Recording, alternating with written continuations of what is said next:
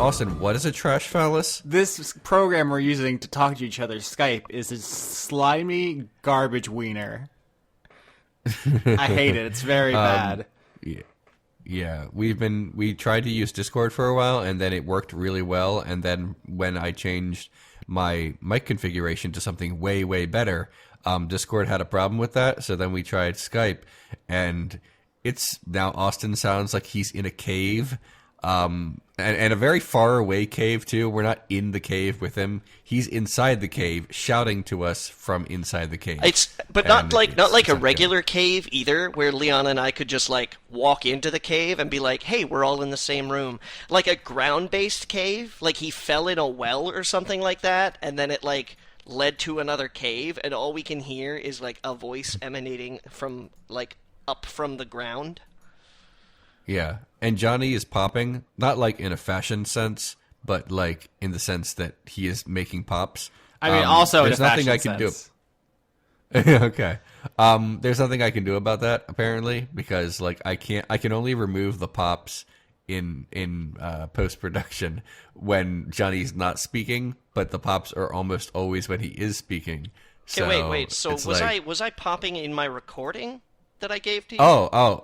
Yeah. You pop and you can't stop. I know exactly why too. It's because Skype is messing around with my recording volume. So when I don't say anything, it's like, oh, we must be missing something. Let's put the recording volume all the way up to 100. And I go, hey guys, and it goes, that's too loud. I have to turn it down to the level that you had it at exactly before. Skype, we can't all be talking 100% of the time, you fucking trash garbage cock. What are you even doing? Johnny, I would like to believe that it's just Skype, but you were also popping on Discord, so your popping is actually universal for reasons I don't yet comprehend. I'm not sure that you are entirely right there. I mean, I'm sorry, but you were popping on Discord. No, I don't think. I think you must be mistaken. That was so diplomatic. He was like, "Well, I don't know. From a certain point of view, fuck yourself." Johnny, we literally talked about you popping while we were on Discord, and then we moved to Skype to see if you would stop popping, and then you did not stop popping. But that's okay. I mean, I want it to be clear that the popping is coming from inside the house. I don't know why. I don't know why it would be. I don't know either. I don't get any of this. Yeah. I'm surprised that I could use microphones at all. Like I'm surprised that my job involves technology, like in every aspect of it, because I can be just so bad at it. Yeah, against all the odds, we've decided to do this a lot of our lives. We've dedicated quite a bit of our bodily existence. It was working just fine there for like the longest time when we switched over to Discord the first time. We got through. It really was. We got through so much. And then somebody fucked something up. I'm not pointing fingers here. I'm not saying it's Leon's fault, because I'm not saying, Leon, how dare you have the ambition to get a better sound recording studio or sound recording equipment for you, the man who ostensibly records your sound for your living. No, I think somebody else, some third party, unbeknownst to us, decided to monkey around in the gears of some shit and be like, it runs better now. And first of all, I don't sound anything like that. And second of all, hello everyone, welcome to Word Funk. I am Leon Thomas. I am joined by Austin Yursky and Johnny Maloney. Because we're back on Skype, I thought it'd be fun to do an intro, but before I say the welcome part again, because that's what we did back on Skype because we recorded differently. We should probably stop talking about how bad we are at this and how bad our equipment is at this, because I mean that could be the show, but who would listen? I'm just gonna reiterate again. For a long time there, it was working just fine. Okay. So besides our recording software and whatnot, how's every little thing, Johnny and Austin? How are you? I'm dying. It's infinity degrees. Austin's I'm dying. This state is a nightmare.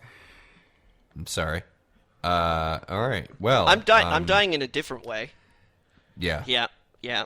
There's Yeah. there's a lot of wildfires going on in British Columbia at this point in time because we're not getting a lot of rain and people are enjoying lighting things on fire, and that's not a great combination. Did you guys, speaking of that, did you guys see that Patreon was on fire? Yeah, I saw something about that on Twitter. I don't know the details because I tried to Google it and couldn't find like a news story about it. I just saw it on Twitter, so I'm Do not you mean sure. like physically their offices were Yeah. on fire? Or do you mean like Patreon's on fire? No, the No, building. it's like Oh, that's- it's hot. Right. But apparently it got put out and everything's like, no one died or anything. So That's That's good, good. because none of the Yeah. wildfires in British Columbia are going out, and combined with our current weather situation right now, there is a special weather alert that's like, hey, don't exercise outside because there's so much particulate matter in the air right now, and you're breathing it in, and basically all day long it looks like it's sunset.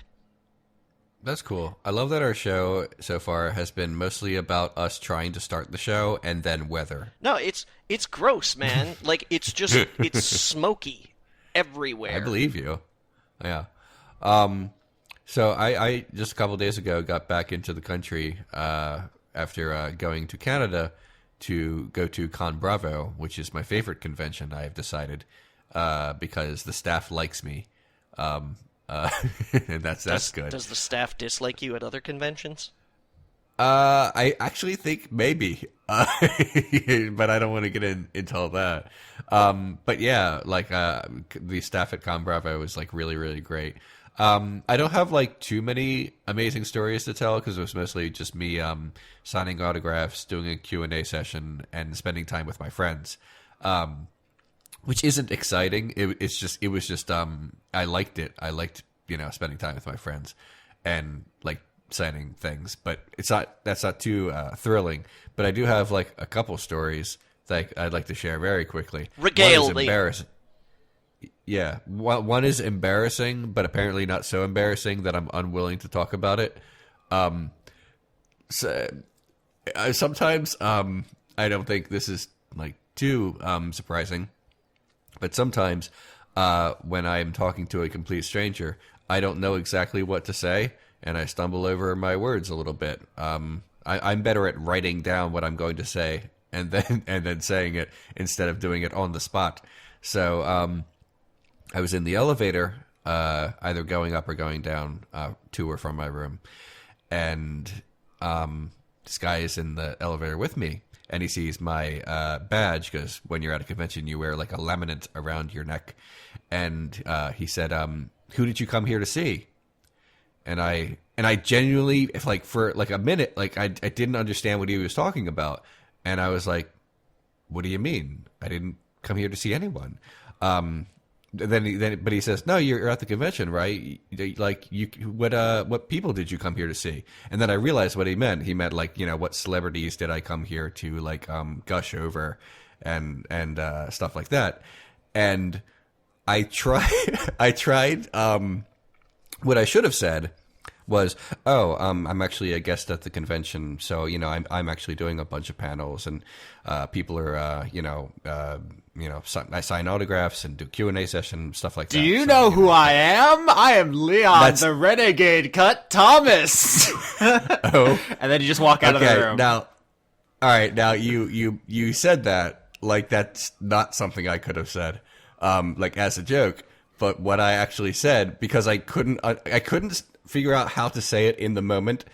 But after he said, "Who did you come here to see?" And after I stumbled over my words for a few seconds, I said, "No, people came to see me." And he's like, "Oh, I'm the man." And then left the elevator. And I realized 1 second later that was horrible and not the thing I should have said, because it made me sound like a jackass. You should have done a thing where you lower your sunglasses and just look at him, just that's right. Big shot, motherfucker. And then moonwalk out of the room. Yeah. I am 100% confident that even the people who came up to me during the convention to tell me how much they like my show would have come to the convention anyway. I'm sure I made the convention better for them because they liked my work, but I feel like the amount of tickets that I personally sold to the convention are limited compared to almost all the other guests at the convention. You do realize that by trying to explain this to the guy who didn't know who you were on your most popular show through your least popular show, he's this message is probably not going to get to that guy. No, this guy did not know who I was. Yeah. That's the whole point. He is definitely not listening to this at all, and I know that. But I felt like really embarrassed, like right after it happened. And as it is with everything that I've ever done embarrassing, I will never forget it and will be bothered by it forever. Mm-hmm. So that's a thing that happened at the convention. That's a fun gimmick for this episode. Let's all just talk about times when we big dicked it. John, do you have any stories of when you were at like the Handsome convention and they're like, "Oh, are you gonna be in the runway show?" And you're like, "No, I'm here for the scones." That's how I imagine fancy people events are. It's lots of scones and Handsome conventions. No, normally they stay away from carbs. Oh Actually. fuck! That's what a fucking just basic ass bitch I am. I wouldn't have thought of that. Johnny, I imagine like while you were saying that right now, you were like adjusting your cufflinks. Like that in my mind, that's what it looked like. No, just breathing out smoke. That incidentally, Okay. I'm not smoking on anything. That's just what's happening right now. You have an internal vape. Just like whenever you say the exact right reply, it just goes. I mean, it does make you look really cool, is the thing, though. You can't deny that. Who knew that transhumanism would be so vain? I was literally just talking to my dad on the phone. Long story, I call him my dad, not actually. Listen to episode 100. He's like, "Did you hear on the news they were talking about they're putting computer chips into people?" And I was like, "Yep, pretty soon we're just going to be 3D printing new limbs. Are you excited?" And he's like, "I can't wait to die."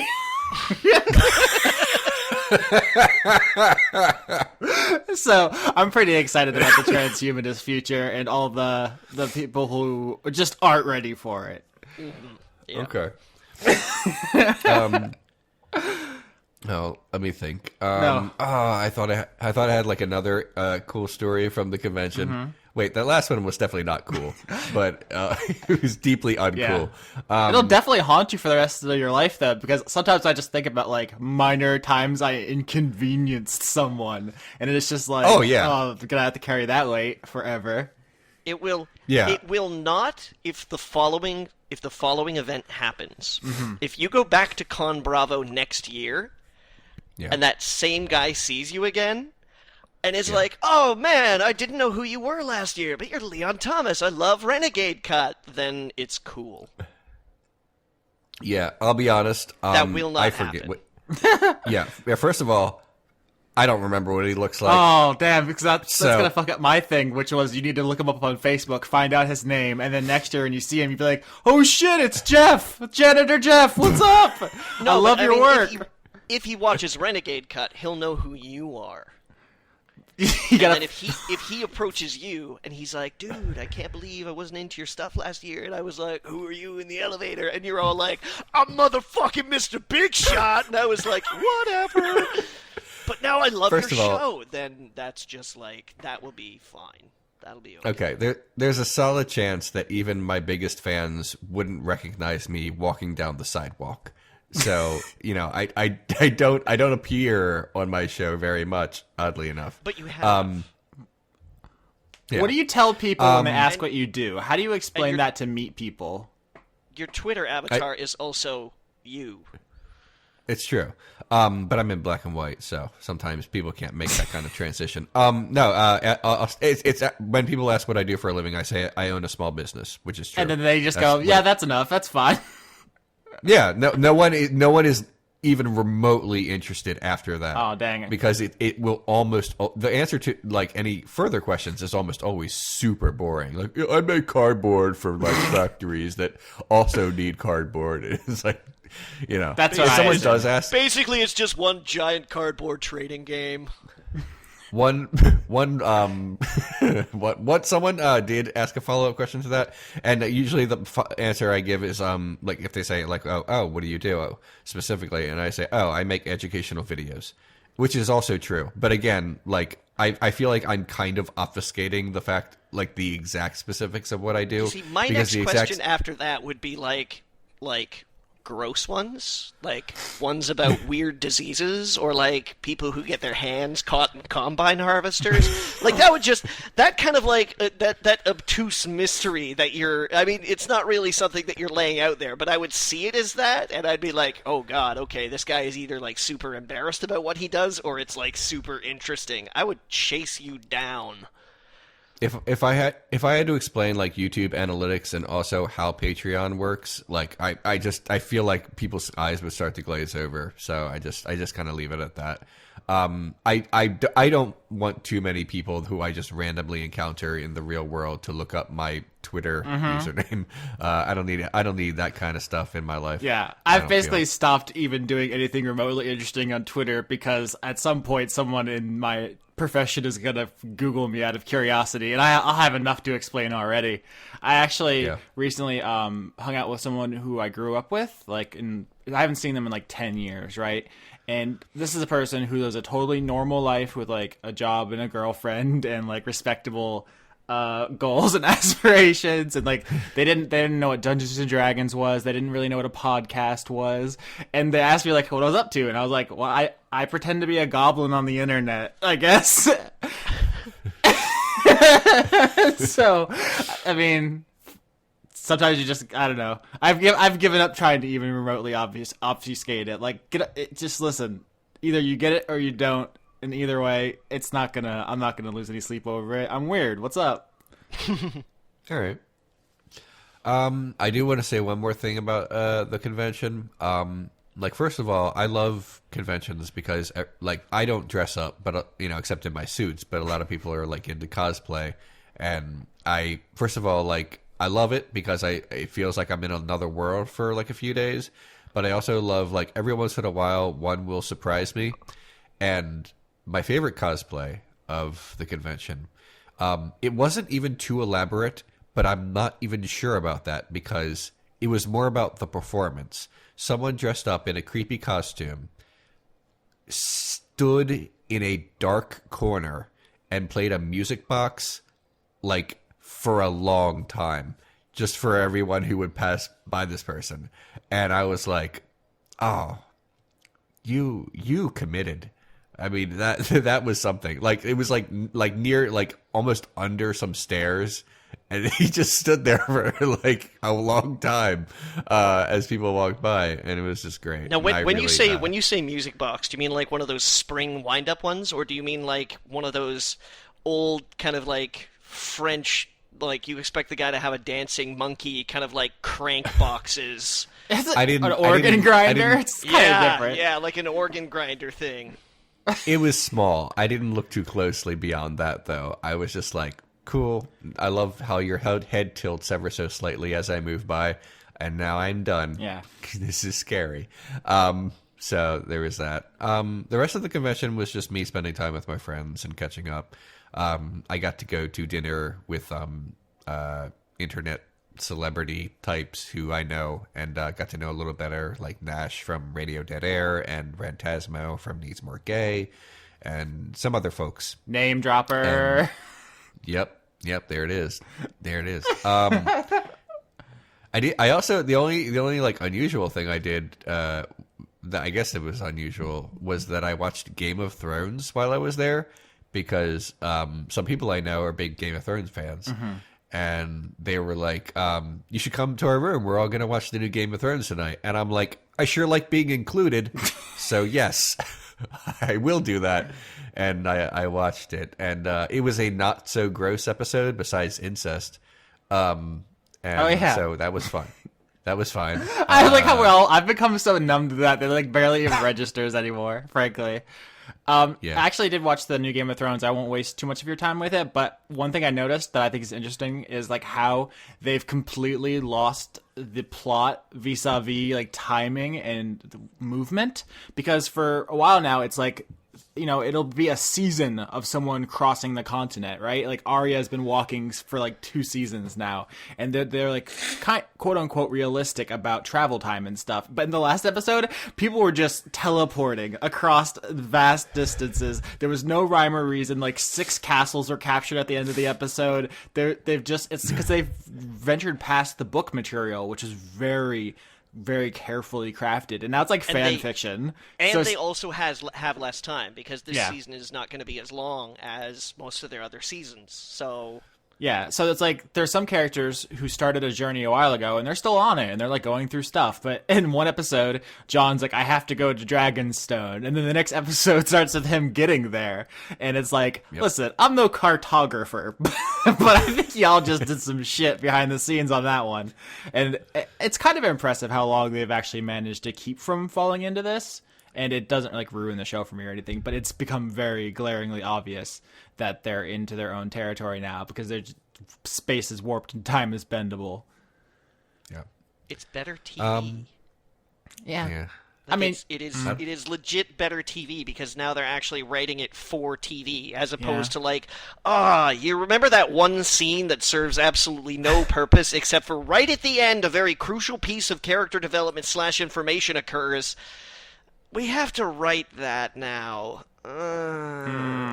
Yeah, that's why we got a whole season of Ramsay Bolton being just the dickest. Like, we got it after he fed like 7 orphans to dogs, and it was like, hey, do you guys want to just talk about how gross he is? And it's like, now they would have someone else mention it instead of showing it, because they gotta go. And that's actually a pretty good transition into a topic that I prepared, which was that I played the Telltale Game of Thrones video game. And once start to finish, every episode? I'm in the last one right now. I was hoping to finish it before we recorded, but didn't quite hit that finish line. So I'm not going to talk about Game of Thrones anymore. I know Leon hates it. I'll talk about Telltale. Okay. I think. Oh, great. Video games. Yeah, your favorite subject, obviously. At this point, it's like no secret that Telltale is working off of very old technology. Like, I think there was a big like expose, I want to say Kotaku did, about how they had no time to update their engine since they like hit it big, and now they've licensed every single property and they're just churning these things out. And so far, I think they've maintained a reasonable level of quality. I think Borderlands is absolutely awesome, and I thought, Wolf Among Us was good, and Walking Dead, diminishing returns, but it's not until Game of Thrones where it's like, this isn't like one generation behind. This game looks like it's melting. It looks like they left it out in the sun and it's falling apart. It's so ugly. I can't believe it. Have you guys seen what this game looks like? Yeah. Like, I'm not like a graphics person, right? Like, I'll play text adventures, I'll play graphic novels. I'm fine with like lo-fi, but like this game looks like a butt.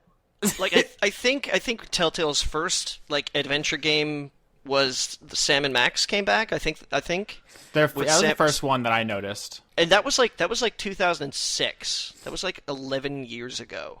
And they haven't really updated it from a foundational level, is my understanding. No. They're still working on their their own stuff that they're just kind of spit and gluing together as they go. Yeah. And that, oh man, they've burned that candle at both ends, and there's just no more left, guys. Like, there's good writing in there, but it's like everyone's face is falling off. Yeah.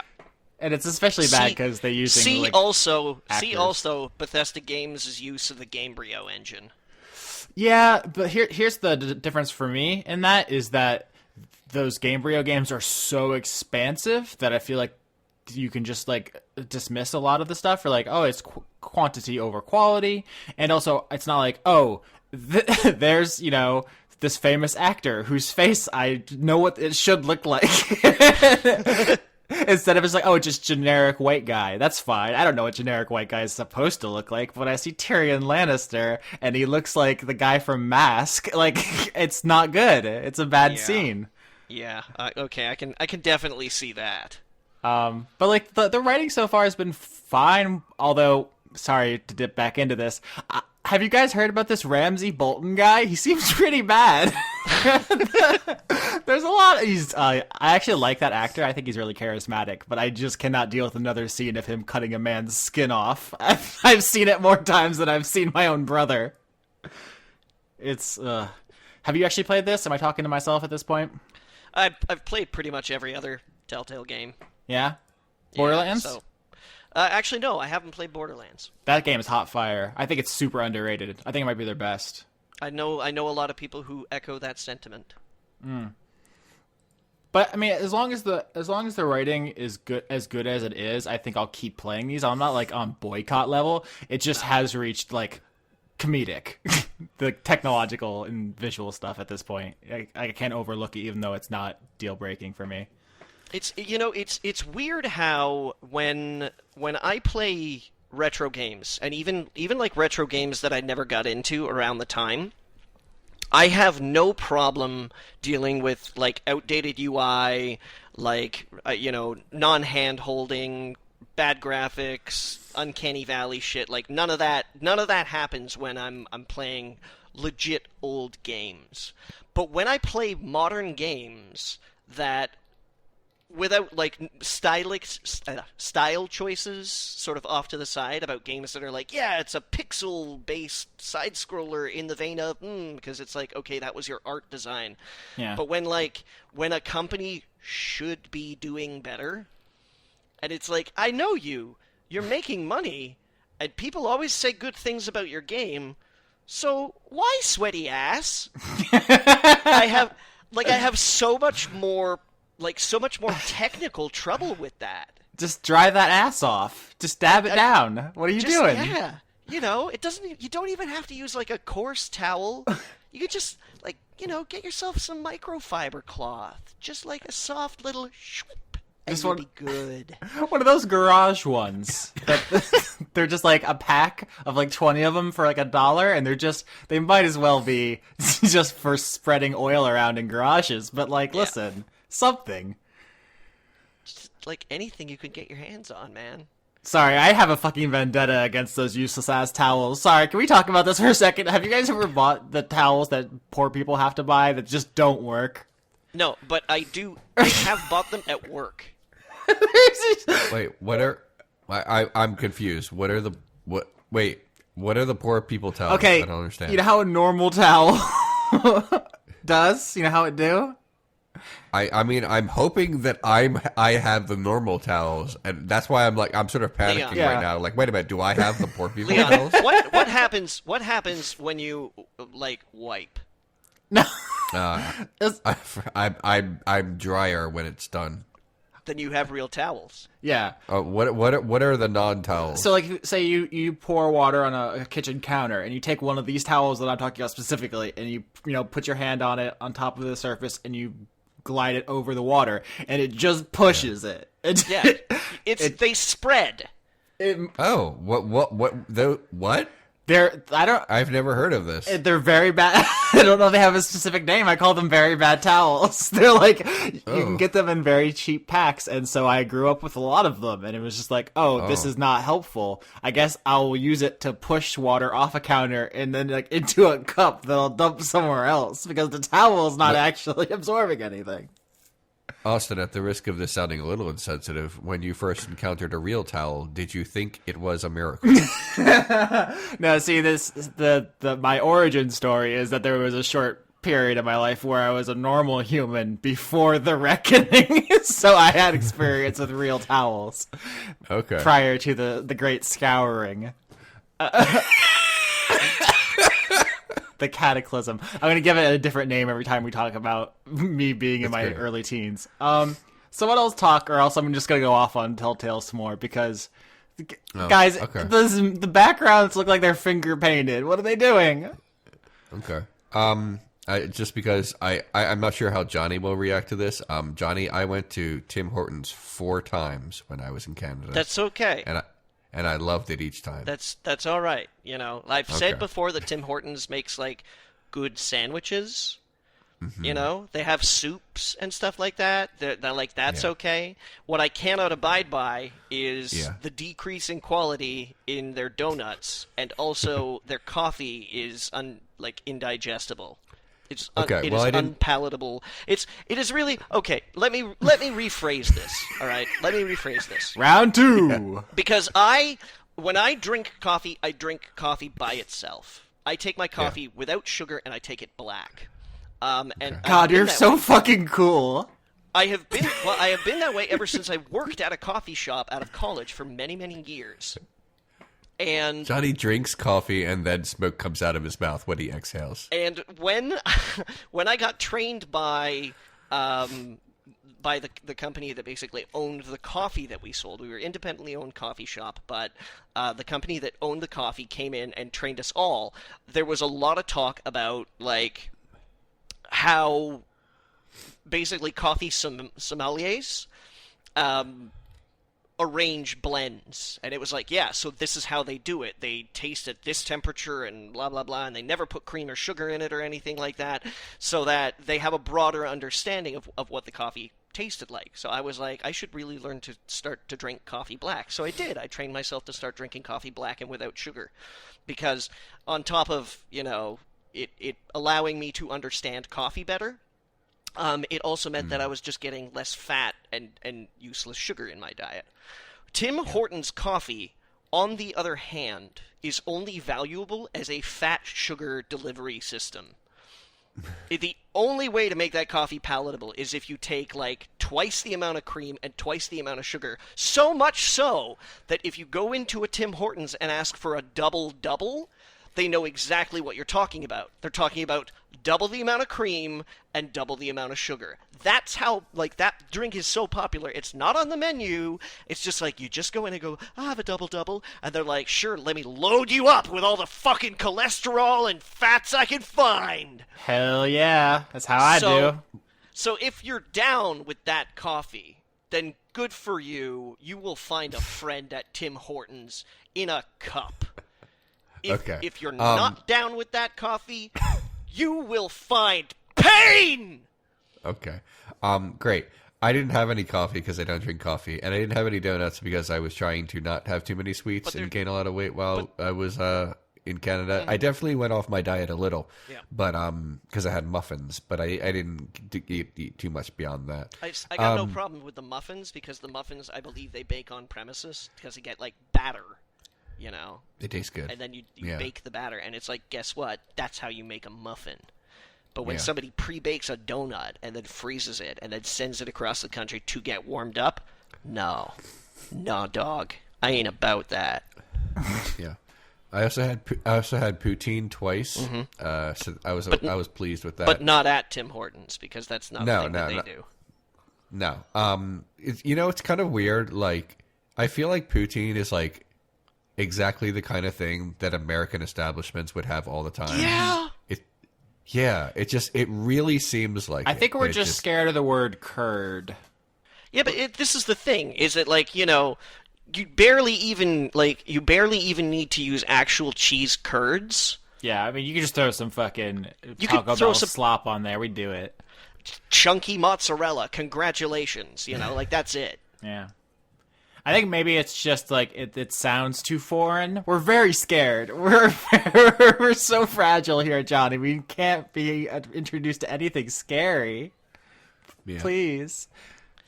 I'm totally with you, Leon. That just seems like America's jam. Yeah, jam. I think. Yeah. Also, we also like jam. I think the guy at the A&W restaurant where I would eat the poutine, I think he was into me, but he also could have just been Canadian. I hate it when that happens. Is that a common mistake, do you think? I don't know. Canadians, are they into you? Well, I like the idea of being got- like balls deep in someone and being like, "Are you into me, or is this just a Canadian thing?" I went there, and he just started asking me lots of questions about the convention and about who I am and what I was doing. And at first, I was like, "Well, this is fine." He's just a nice person who is showing a surprising amount of interest in a customer, which is something that does not happen in America at all. Mm-hmm. And then I sat down. He came over and asked me more stuff, and I did. And I have no problem with that. And then I finished my poutine, and then the next day, because I wanted more, I came back, and he was like, "Oh, hi," and we talked a lot more. Like he wanted to a bunch, and then when I left the second time, he says, "Oh, hope you come back." But not in like, "Y'all come back now, you hear?" Like that kind of thing, but like in a way that I thought he specifically wanted me to return to him. Mm-hmm. So again, like this is all could be in my head, and he could just be like a really nice guy. Right. But I don't know, I felt a little flattered. And then mysteriously, a couple of days later, almost an entire copy of your YouTube channel appeared. Oh yeah, I should probably talk about that. Yeah, so some asshole who may or may not have been Canadian. Yeah. Someone who went by the name of Carlos on the internet uploaded dozens of my videos to his YouTube channel, and I know this because as is part of my checking on my social media presence and whatnot, I just Google very names of. I Google Renegade Cut, and I Google my own name in attachment to certain other keywords just to see if, first of all, if anyone is doing this, but also for, analytic stuff. Of course. But yeah, I gotcha. 10-4, good buddy. Okay, whatever. The point is, it's a thing I have to do, and sometimes it brings up this, which is the most important part of it. And every once in a while, like I'll see like some channel will upload like an old video of mine, and I'll be like, "Don't do that." I'm going to file a complaint, and then it'll just disappear next day. But this guy, like dozens of them, all within the span of a few days. Like he was trying to recreate my channel, or he just didn't get what YouTube was for and made a mistake dozens of times. What if he thought that was the like system? In order to show this guy that I really appreciate his creative input, I must take it all and rebrand it. What, Leon? Yeah. How would you feel if I started a channel and what I did is go take all of your videos in order and make a Renegade Cut style video critiquing each of your videos? I would have to do them very quickly to catch up. Dear oof, but I'm not sure exactly how I would feel about that, Austin. But I will tell you how I dealt with him. Okay. I basically had to file a lot of copyright complaints, like all within the space of an hour, like click this and this and this and an explanation why, and it just went on for an hour. And I was like, but before it happened, I was like, I kind of want a response from this guy, because maybe like I can talk to him, and he will just take it all down before YouTube gets into his stuff. But the more it went on, like over and over, I would have to click like load more to see more of his uploads. Like, oh my god, there's even more. Oh, there's this and that. Was it just you, or it was? It was me. It was mostly me, but also just random other channels that I've never heard of. Mm-hmm. But it was heavily me. It stunk of me. Mm-hmm. So yeah. So by the end of it, I made a comment on one of his videos. So because when you comment on someone's videos, you are notified of it on your email. So I know he would see it. Right. And I said, take down all the videos you have stolen from me within 24 hours, or I will obliterate you. He did not respond to me, so I did obliterate him, and his channel is gone. And I hope he cried. I'm going to change my Twitter banner to a picture of you with like a quote, Leon Thomas, I will obliterate. Listen, I don't make idle threats. I only tell. I that was a very real threat that I followed through with it. I'm sorry, it keeps getting funnier.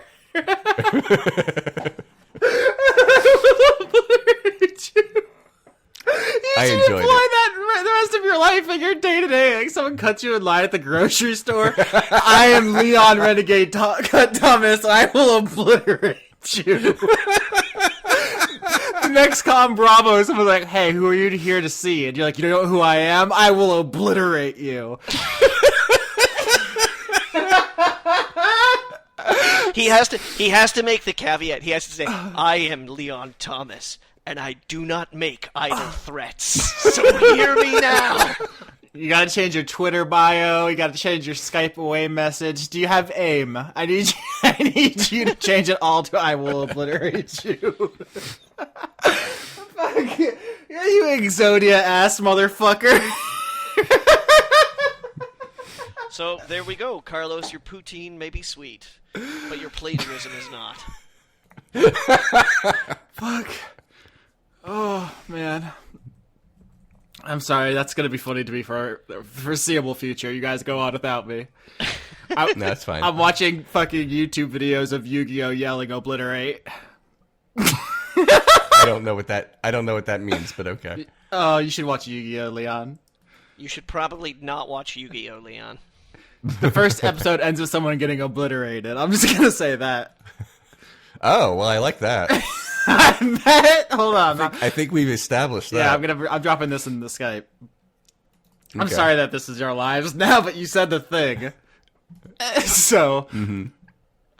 Oh, is that a Yu-Gi-Oh catchphrase? Is that why you find it so funny? Is that what's going on here? Yeah, kind of. Oh, all right. Then. Oh, okay. Because honestly, I didn't think I was being that funny, but you just lost your goddamn mind. But I thought it was kind of funny, but not that much. it's very funny. Okay, that's cool. Do you guys have anything else to talk about this week? Probably. I feel like I've dominated a lot of the conversation, though. You obliterated a lot of the conversation. I did. Oh my god. Did you watch the video? No, I don't want to. Fuck! It's very good. All right, so I'm just gonna start talking. Maybe I should have used a different word, and then I would have had a completely different reaction from us. Yeah, I'd been super bored. I would have left. I would have exited the Skype call. So I saw. I will devastate you. or something No, like it's that. not good. Yeah, it's just not. No. Do you know Park Chan-wook has a new film? Or I don't know how new it is. I just saw it though. Oh, is this the one on Okja? No, that's Bong Joon-ho. Racist, first of all. Not all South Korean filmmakers are the same. Austin. I'm sorry. I'm sorry. I had to. Okay. You know I had to do it too. Austin's having a lot of fun at our expense. Apparently so. This episode. Sorry, that's a completely Johnny. different meme. All right, so Bong Joon-ho is a different guy. He made The Host and Snowpiercer and the new Netflix series. I guess, how do you pronounce that? Okja?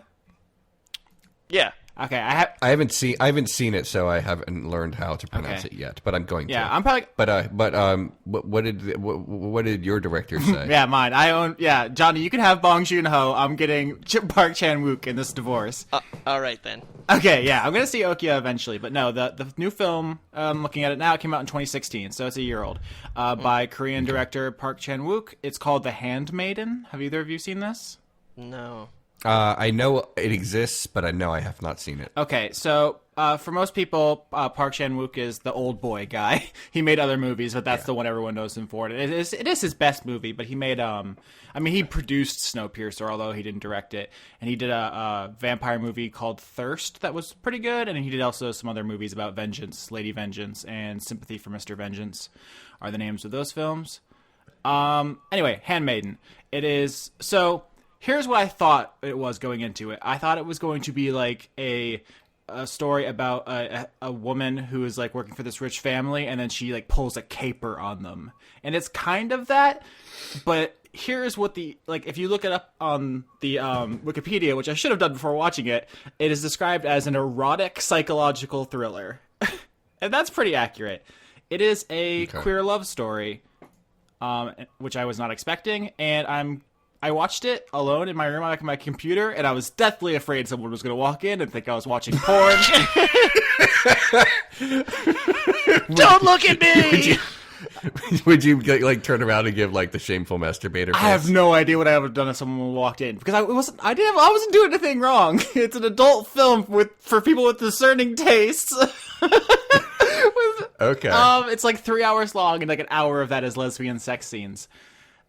That's actually a pretty heavy ratio, I would say. It's a lot. Now, listen. I mean, I'm making jokes on it. It's actually a really good movie. He is a phenomenal director. It's incredibly well shot. It's a lot of really tense scenes. It has like 3 distinct acts that each one really changes up the flow of the movie. It's really hard to talk about without spoiling, but like the premise is this woman goes to work for a rich family, and she's going to pull a caper, but then it turns out, is she the one who's getting capered? And then she like hooks up with a lady, but like who can trust who? And then are they playing both sides? You know, it gets like wacky, and there's like no, it's not wacky. Sorry, that's a bad word. It's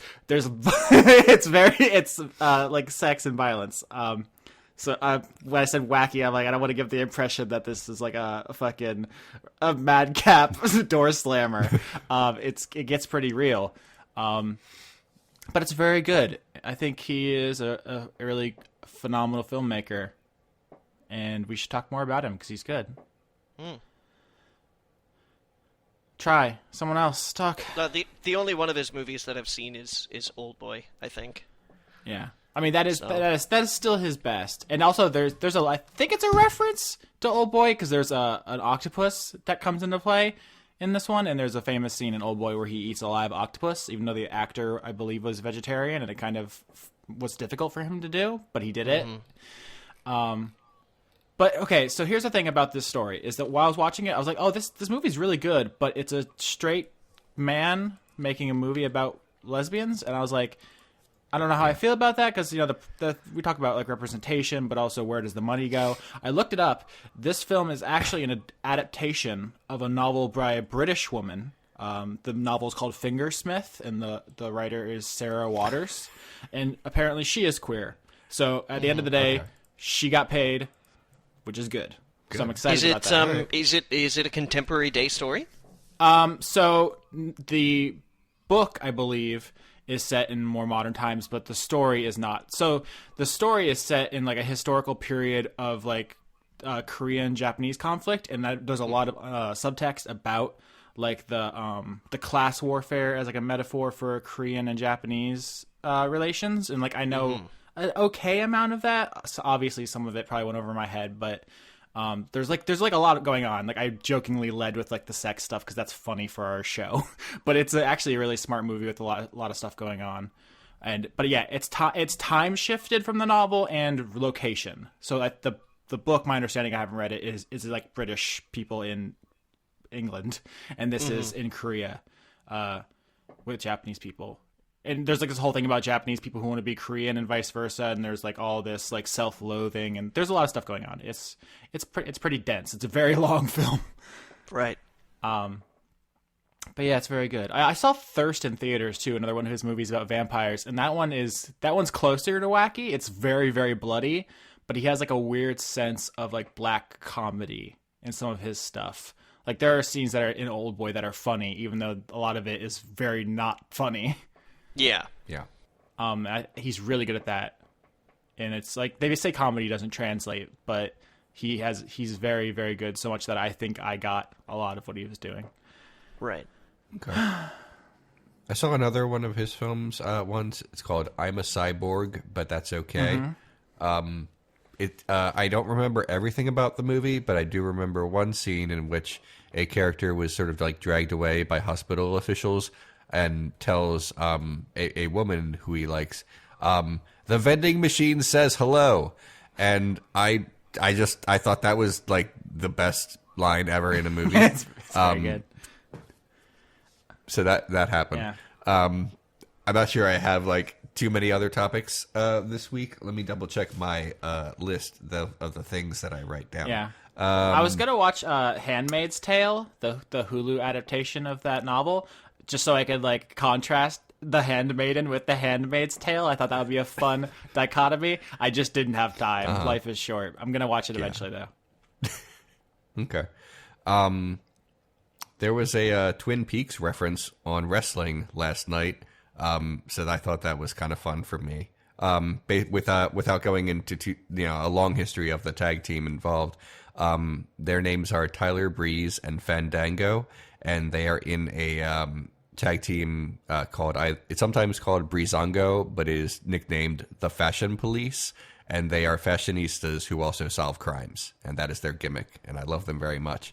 And every week they try to solve a mystery while parodying a different cop show, and last week they did Twin Peaks, and although it's impenetrable if you don't watch wrestling, there was one joke that I thought was really good. It started with Tyler Breeze talking into a tape recorder to Diane, and then after he clicked stop, he said, "Why don't I just call you?" And I was like, I just sat there like, yeah, why is that a thing? Why doesn't Dale Cooper just always call the person he's giving his reports to? And I realize for narrative purposes, it's just good for voiceover. But I found that funny. So there you go. What's the Venn diagram between wrestling fans and Twin Peaks fans? I don't want to make assumptions. I would not have thought it's a huge overlap. I genuinely do not know. I mean, the people in the crowd laughed at the references to Twin Peaks, so I imagine that they got it enough. So I don't know. I don't know for sure. Are there a lot of wrestle crimes? How do they have enough material to solve a wrestle crime every week? Usually they're investigating a specific crime that has been going on for a very long time, and the crime was who messed up their office one time. And they just cannot seem to crack the case. Okay. I thought it was the mystery of who body slammed John Cena. And I was like, they got it on tape, boys. What are you doing? Yeah, no, he's fine. I'm so glad to hear John Cena's fine. Yeah, he did land on his neck by accident last night in a match, but he was fine afterwards. They just botched a move a little bit. That's good. It wouldn't have been funny if I made a joke about a person I didn't really know and they just gotten hurt. Yeah, that would have been very bad. But no, he had a match against one of my favorite wrestlers, Shinsuke Nakamura, and everyone assumed John Cena was going to win and go on to be in the title match at SummerSlam. But then the opposite of that happened, and everyone was surprised. I'm going to shut up about... Yeah, I know. I'm going to shut up about wrestling for now because I know it interests no one. I'm curious about the Venn diagram of Wordfunk fans and wrestling fans because I wonder if that's also very barely touching. We get one or two wrestling questions every week, so there's a couple people out there. I think we talked about wrestling once and you had to cut it for boring reasons, but yeah. Did you cut the part where I talked about how John Cena got everyone into mobile games and then got mad when they were bad at them? I think that happened. I mean, we talked about it. I just don't remember if it made the show. I don't think I would have any reason to cut it. Okay, so I will get back into it. But yeah, that's the thing I know about wrestling. Let's see here. I watched Better Call Saul Season 2. Are you guys up on that? Yep. No, I don't watch it. What do you think of the second season, Johnny? Because I have thoughts, but they're mostly lawyer thoughts and not show thoughts. I feel like it's still running strong. I think they're sticking to a good narrative arc. The ending of the second season was pretty intense. Yeah. I mean, I saw it coming. Here's the thing about the show is that it shouldn't be good. It's a spin-off focusing on a minor character. I know, but it is. Yeah. And we just have to come to grips with that. Yeah, I'm having trouble just accepting that the show is as good as it is. But the thing I kept thinking while I was watching it was that I know more lawyer stuff than when I did watching season 1 or even Breaking Bad. So I was there's a part where he's leaving a law firm and there's there's a female character in the show who's leaving a law firm, and there's a discussion about where the clients will go that she brought to the firm with the firm or with her when she leaves, and it's this whole big plot point. But for me watching it, I knew that in Florida, the way they were going about it was against our rules, but I guess it's not against the New Mexico rules where the show is set. So I was tripping out watching it, and I was like, why are they doing this? This is fucked up. And so there's a bunch of stuff now. There's a part where one of the like legal interns is fucking giving him no feedback on his memos, being like, you shouldn't quote so much because it makes it seem like you don't have your own ideas and you should be more like I literally have had people say that to me in like the last 2 months, and like the show, like I don't know, I mean obviously I have like consultants or whatever, but like it rang very, very true. I've done 1 year of law school and like I'm already into the show in a different way completely. It totally changed it for me. I really hope people know that that's a show about a lawyer. I don't know if everybody... I think they can glean that from the explanation. Okay. Sometimes I forget that not everybody is into all the same things as me. I was like, hey, you guys want to hear about the new Magic the Gathering? Oh. Actually, what's funny is I live in a college town, so there's a pretty high roommate turnover as like new people come in, other people leave, blah blah blah. We met our new roommates for this fall coming up recently, and this is like I'd never met this person before, but they came into our house, and I was like, "Hey, I'm Austin. Here's the place," and my Magic deck was out on the dining room table, and he was like, "Oh shit. When you guys play Commander, I have an Atraxa deck." It's like he starts going to, I was like, hell yeah, this kid rules. Like it was just immediately. So I've seen him once and I'm already psyched about crushing this fool in Commander, which is definitely going to happen. I believe you. I'm sorry, Leon. Is crushing a thing you do in Magic as opposed to obliterating? Yeah. Which is in... It's Yu-Gi-Oh. Thing? Okay. When you get Exodia, you obliterate them. Yeah. Oh, okay. I understand that. It's a very deliberate distinction. Do you understand, Leon? Leon, you're like my own personal blue eyes white dragon. I'm gonna really hope that's not racist. Yeah. Say thanks. Thanks. Okay. Do you guys want to do questions? Yeah, sure. I guess. I wonder how much stuff in Yu-Gi-Oh sounds racist out of context. I'm gonna need to ponder that one. It never occurred to me before. All right, so first question. Yuzuki asks, have you ever been impacted by a piece of media so much that it changed your views as a person or on a particular topic? I've had movies like be very personally important to me at a particular time. I'm trying to think of one that changed my opinion on a topic, though. I can think of one that did like the opposite. Like, okay, so you guys know Michael Crichton, right? Mm-hmm. Sure. So everyone knows he wrote Jurassic Park. He also did Timeline and Andromeda Strain. Congo, yeah. Me, Amy. He did a bunch of good stuff. And then he wrote a book called State of Fear, which is about how global warming is not even a hoax. It's like a conspiracy pushed by scientists who want more funding, I guess, and also something murder terrorists. I read it and I was pretty young. I was like, I don't know, 15, I guess, or something, where my brain wasn't fully developed. So it's a part where I was reading it, and I was like, okay, go on. I'm with you. And then I reached a point where I was just like, hold on, stop. This dude's crazy. Like, the guy who wrote this is nuts. Like, I think that might have been it was either that or The Fountainhead, which I really came into my own as a person consuming media as like, so this is garbage, right? Because there has to be a point where when you're like young, you're like, oh, adults know what they're talking about when they explain a thing. That's how the thing works. But like, this is definitely one of the parts where I was like, oh, okay, so if you believe this, then you're wrong. Your position is bad, and I should believe the opposite. So, I mean, that was, I guess, a little bit after Inconvenient Truth, but I think I was too young to really understand that movie when it came out. Okay. Johnny, do you have something like this? I don't know. I mean, it's a little difficult to pin down because I can definitely say that I've watched things that have led me to more questions and do research into stuff and things like that, but I'm not sure that I've ever seen a piece of media that I walked out at the end of and was like, well, that's it. I don't. Here's the problem: is that I'm a strong believer that you can't really convince other people at all. Like, the most that you can do is convince other people to maybe do a little bit more research on their own, you know? And then, like, if they come around, then that's kind of a decision that they make, right? Like, it's...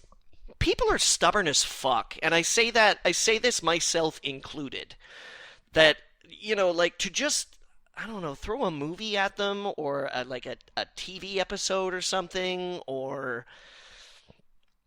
you know, a YouTube channel or something like that is like, nobody sits down to watch something like that and is like, boy, I hope my worldview is shaken at the end of this. You know, like, it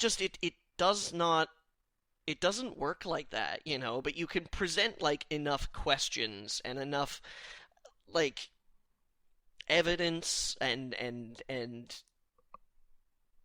interest in something that, like, maybe they'll go home and, like, look their own things up, and then when they come to a conclusion after that, I guess, yeah, you can say that you had a hand in it, but I'm struggling to think of anything that I sat down and watched and was like, and I walked out changed at the end of it, because I don't think it happened. I don't think it's ever happened. While you're talking about this, I was looking up State of Fear to try to figure out what exactly the book's position was, because I wanted to more, like, accurately portray it. But I fell down at a completely different hole, which was that there was a libel thing that happened with this, because there was a person who reviewed the book. His name is Michael Crowley, and he, like, basically said that the book was bad garbage, which it was. And in response, Michael Crichton wrote a character named Mick Crowley into his next book, which was called Next. And in that book, Mick Crowley, who is most certainly not a mean book reviewer, is said to have a very small penis.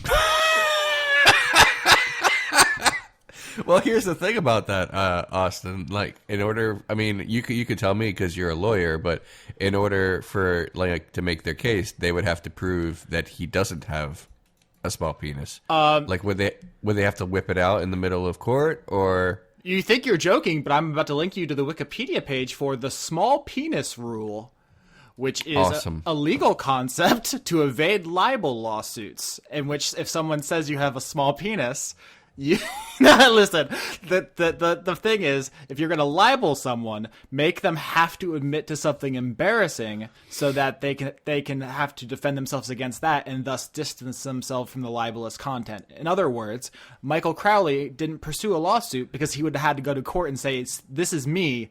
Yes, me, the guy with the small penis. Yep, sorry, now that you all have to live with that knowledge. There's something called the small penis rule in libel lawsuits. And it happened because, well, I don't know if it happened because of this book. No, it predates that I'm reading now.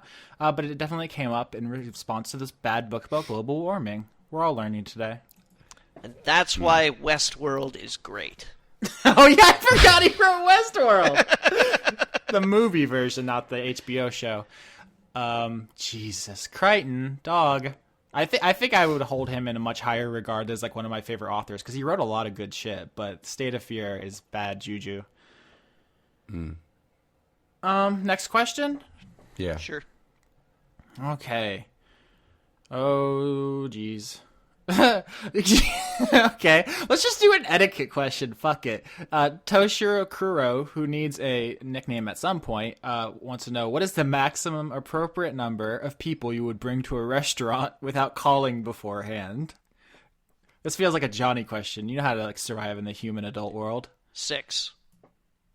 Oh man, I fucked up then. I've definitely gone, like, after football with, like, 12 people into the local Chili's. No, my bad. No, 6. Because the thing is that you want a number of people that, like, could ostensibly be a group of people who are just like a family, people who are together and are like, oh well, hey, yeah, let's go out to dinner, right? As opposed to, there's a dozen of us, just to draw upon a random number here, and we're gonna hang out, so let's just totally bomb a kitchen all at once and be like, okay, there's no way that the 12 of you guys just happened to be in the same place because you all lived together and you were all hungry at the same time. You were looking for something to do, and it's like... I feel like our rationalization was like, as long as I don't have to push more than 2 tables together. Like, 2 tables together is reasonable because they have 2 tables next to each other. It also depends on what time as well, to tell you the truth. Because 12 people together at like 3 o'clock in the afternoon is not a big deal. Right? Yeah. 12 people together at 7 o'clock at night?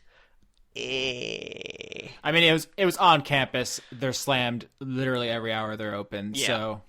Oops. I definitely went out to dinner with a max. It was 8 of us at the convention, and it was 5:30 at the early evening. That's I guess still kind of early. Like, people don't really start heading out to dinner until 6:30ish, I'd say, or something like that.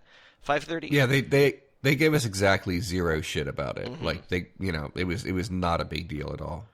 Like, this is the thing, is that restaurants are equipped to be able to handle this, The worst that's going to happen is you're going to have to stand around and wait for a little while, or if not, then, the kitchen's going to take a little longer getting your orders together. But that's, time that they would spend cooking anyways.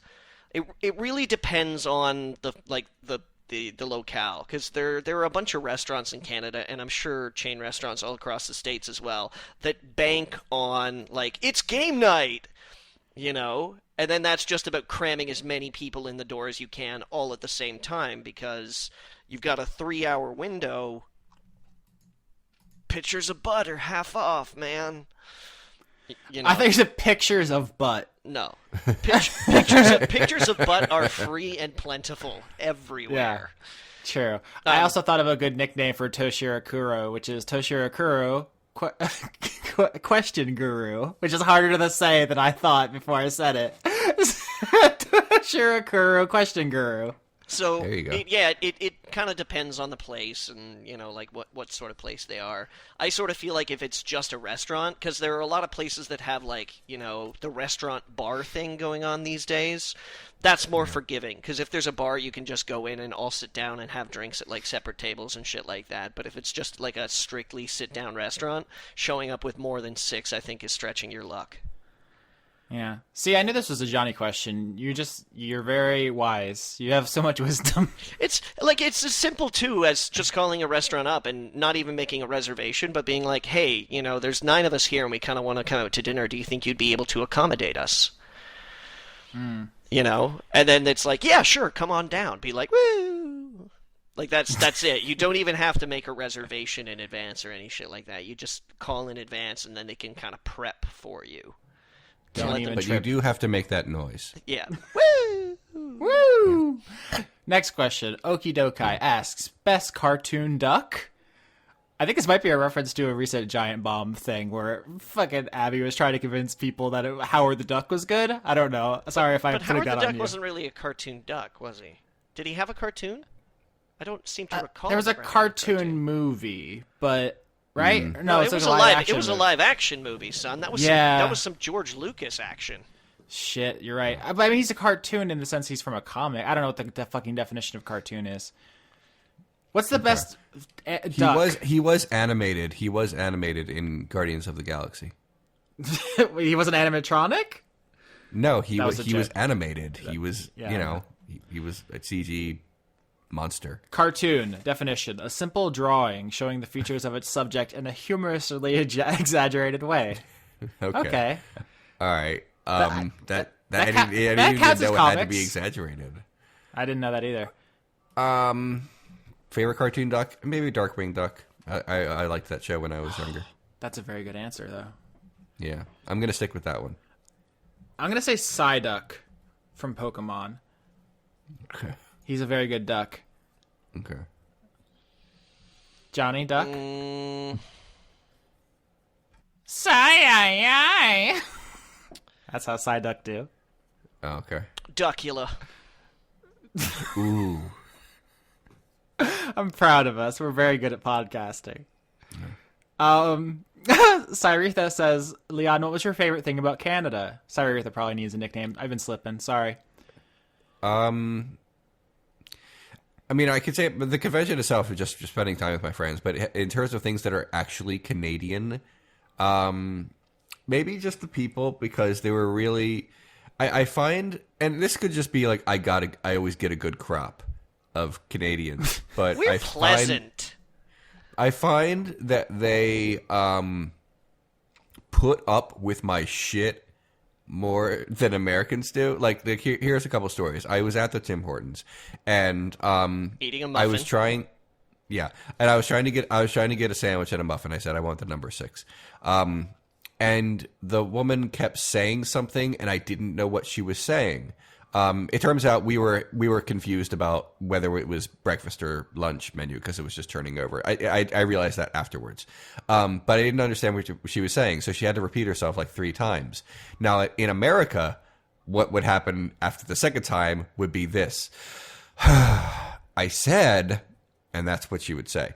But she just very politely repeated herself until we got through our ordeal together.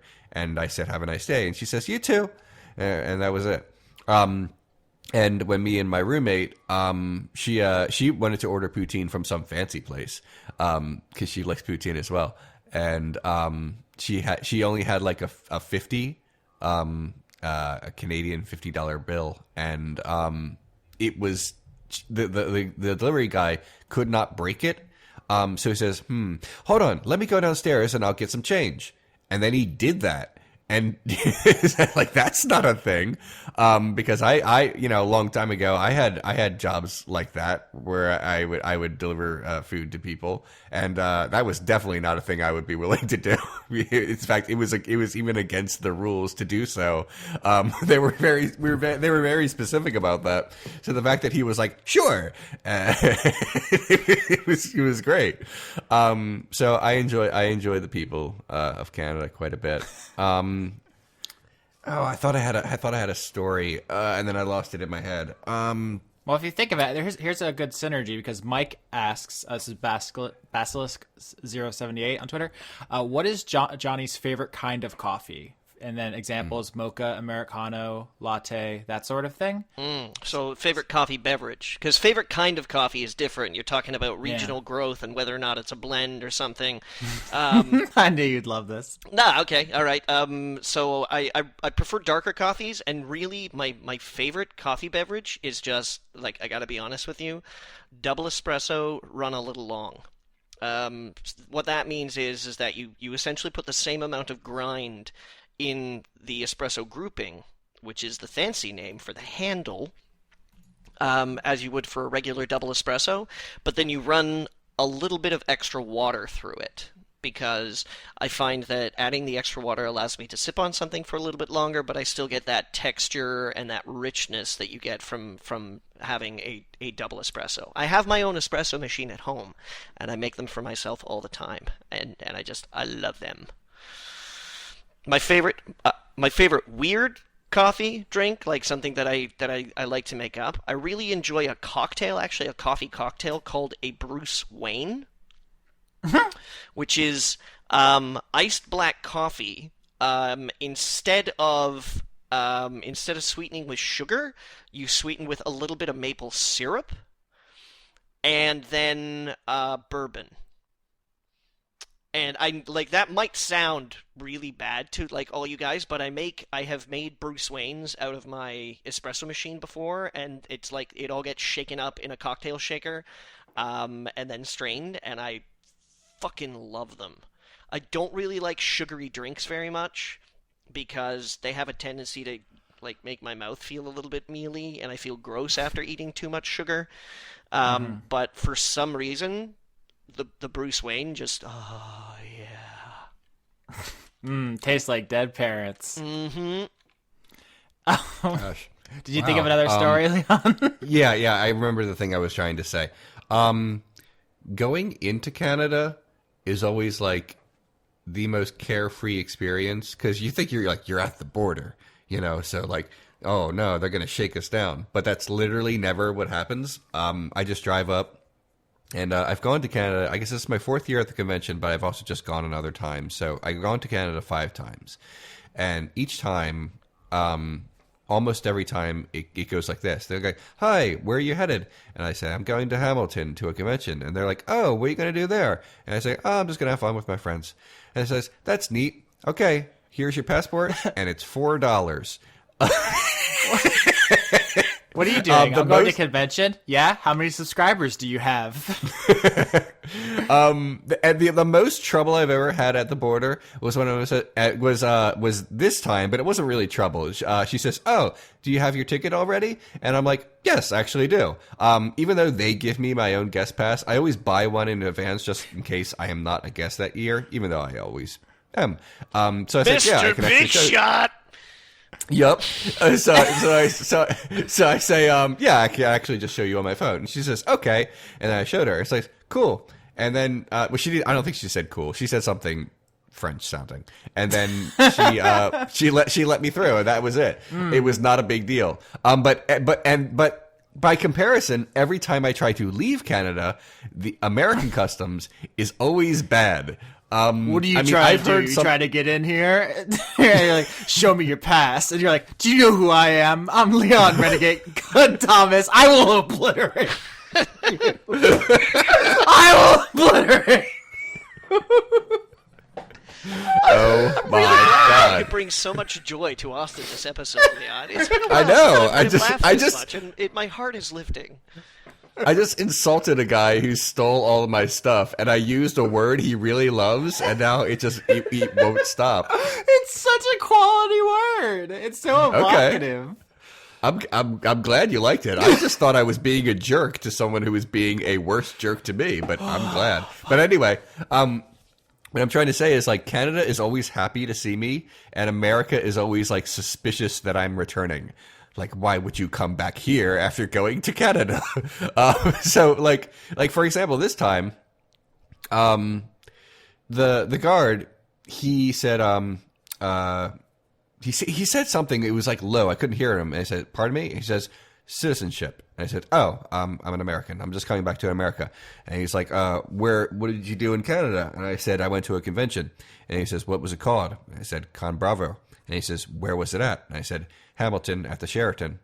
And then he looks at his computer and he says, "What was the convention called?" "Con Bravo." And he says, "Oh, okay." And that was, and then he says the wrong city. And I said, "No, it was in Hamilton at the Sheraton."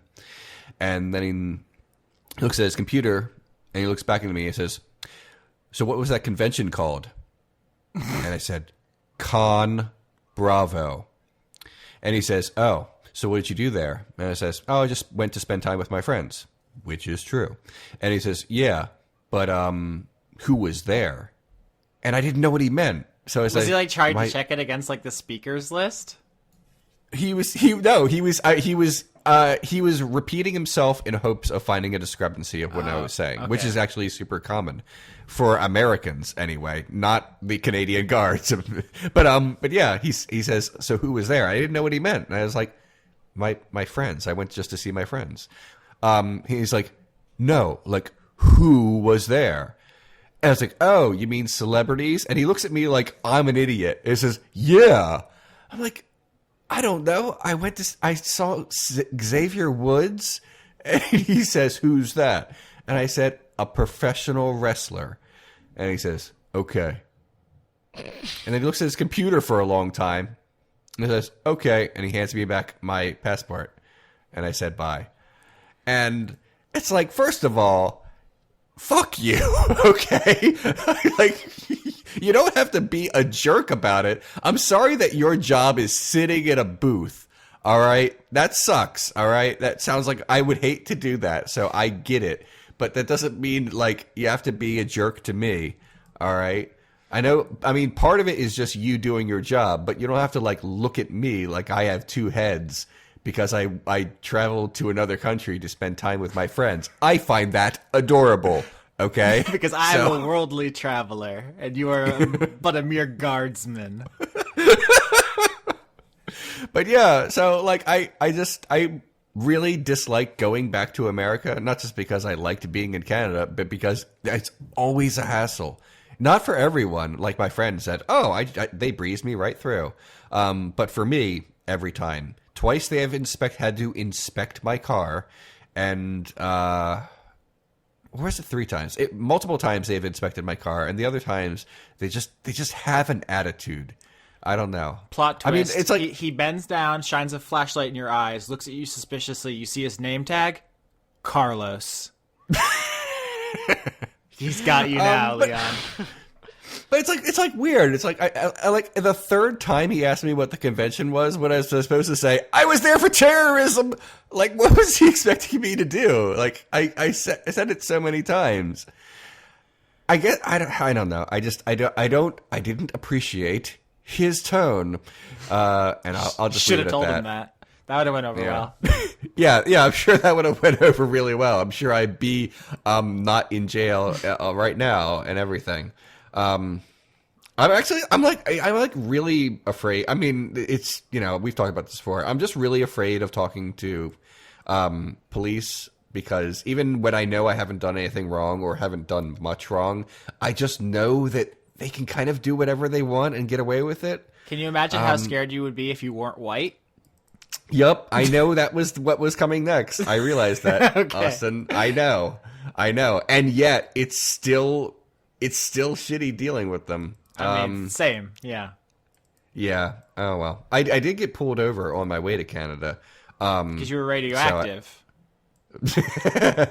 I mean, it was. I had no excuse. I was definitely going over the speed limit. In my defense, I didn't realize I was, because I turned from a route, which is, you can go fast, into like a village, which is not. I just didn't realize I was in a village because there was barely anything around, because it's a village.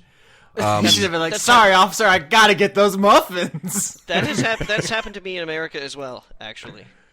Gotta go fast. Oh well, it's okay. I've talked too much. I'm sorry. There are probably so many more questions. I'm sorry. Go ahead. We're almost out of time. Here's one to think about. Jade, our doctorate of questions, says, if teleporters existed but had a 5% chance of failure, would you use one to travel? Nope. The next obvious step of this question is, what is the % chance of failure with which you are comfortable? Because presumably you two travel around in cars, and I don't know if you've seen the fatality rates on those things. Yeah, I know. Well, the percent here, I mean, there's a good chance I can get in a car accident, but if I get in a transporter accident, that's it. They're not gonna be like, oh, you had a transporter accident, you sprained your ankle. It's gonna be way worse than that. What if you come out really cool? I went in and now I'm Stefan Urkel. Yeah, exactly. You come out the other side and you're just like Prince. Oh my! I would be blowing so much smoke out of my mouth. No, yeah, basically. No, I wouldn't do it at all. I would be afraid. I'd have metaphysical concerns. But in general, the human brain is very bad about judging risk and probability. There's the thing. It's you flip a coin 10 times and it's heads every time, and your brain just goes, well, it has to be tails next time, just because we don't understand. Our animal brains are dumb. So I feel like we say 5% chance of teleporter failure. That's nuts. No one would ever do that. And yet we get on planes, we drive around in cars, we drink alcohol, we do all kinds of things that are evidently dangerous and self-destructive. What is the line for you guys? Yeah, because I feel like I would use a transporter maybe once or twice in my life if they were real. Yes, I'm with you there. Absolutely, I'm with you there, Austin. But cars, which are ostensibly described as being the deadliest way to travel and things like that. I'm looking at a statistic right now from the Insurance Institute for Highway Safety, which says that in 2015 the United States had 32,166 fatal motor vehicle crashes, which means about 10.9 deaths per 100,000 people. Yeah. So that is that's super tiny. Yeah, that's super, super tiny. That's less than 1%. That's less than 0.1%. So if a teleporter had that exact same failure rate, just transpose those numbers. Oh, fuck. I'd go to work in it. Okay, that's the interesting thing for me. Is there something scary about just the idea of the teleporter, because it seems alien to our sensibilities, that makes it feel more dangerous than raw math would make it seem? I have no philosophical ramifications about using a teleporter. I do. That's literally why I wouldn't. Yeah, nothing bothers me about the concept of, oh, but what comes out at the other end? I don't care. If it creates a copy and destroys the original, like, thank God. Like, it's the other Austin's problem. Start. Go. Yeah, go on without me. Good luck. I am not bothered. I'm not bothered at all by the conceit that it destroys and then recreates. No, absolutely not. I have no Ship of Theseus problems about my body, even though, like, right now it is a hell of a lot, like, taller, heavier, and stranger than it used to be when I was much younger. I'm a way different person now than I was then when I was, like, 10, but I'm not, like, all of a sudden, like, my God, did I do those things? Was that truly me? Yes, it was. So if I jumped out the other end of a teleporter and said, surprise, it would be the same guy as far as I'm concerned, philosophically. I worry about, is it really me, like, every day? like sort of like David Hume stuff, like, is there even a real self kind of stuff, like, constantly. But here's a weird thing that's happening to my body, and maybe we could end this on this. Remember when we were having our, like, I have ear hair conversation a while back? Yeah. I have earlobe hair now, like, not coming out of my ear holes, but, like, my earlobes are hairy now. That's new for me, and I'm not okay with it. I'm sorry, Leon. It's not cool. I mean, right before I went to the convention, I made sure I was perfectly smooth, of course, so that I could feel like very confident going there. It really helps with my confidence like to be that way, obviously. But yeah, I mean, that's like, I mean, it's just more work, but also it's just sensitive. So, you know, it's like, I have to be very careful how I shave my earlobes. Oh, well. Fuck. Yeah, I have a weird thing about my body. It's just like, my dick's very good is the thing. It's a great, what? Let me ask you a question, Austin. Have you ever obliterated anyone? Shit. Or is it the obliterator? Yeah, you guys took my ending line. Usually Leon says anything else you guys want to say before we go, and I was just like, I gotta go obliterate something, but no, fine, fuck it. Johnny, you took it. You can't leave fruit like that hanging around. I will pick it. I hope it was delicious.